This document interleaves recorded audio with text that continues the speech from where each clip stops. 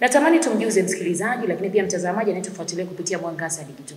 Tunapozungumzia mwaka wa kanisa, mwaka mpya wa kanisa, tunamaanisha nini hasa? Asante sana dada Rose.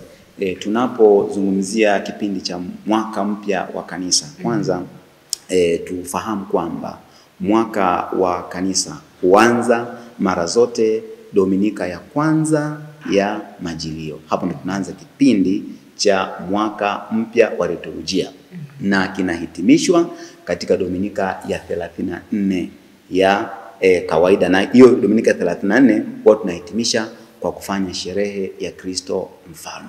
Ndio hapo tunafungua kumbe mwaka wetu wa kipindi cha mwaka wa kanisa, Dominika ya kwanza Majilio, na tunahitimisha kwa Dominika ya 34 ambapo tunasherehekea sherehe ya Kristo Mfalme.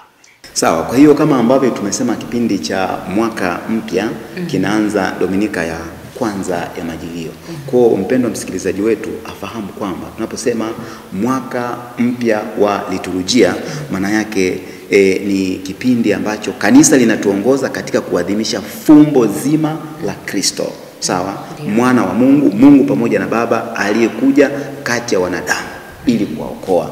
Na katika kipindi hiki cha mwaka wa kanisa wa liturujia ni kipindi ambacho muumini, yani mimi na wewe naamini wote, tunapata fursa kwanza kabisa ya kuzungumza na Kristo kwa kipindi cha mwaka mzima, lakini pia tunapata fursa ya kuishi na Kristo, lakini pia tunapata fursa ya kupyaisha maisha yetu ya kiroho. Lakini pia tunapata ni kipindi ambacho tunapata fursa mpya ya kutafakari na kuona matumaini katika maisha yetu. Lakini pia tunapata fursa ya kutafakari mapendo ya Kristo ambaye ni Mungu Baba yetu aliye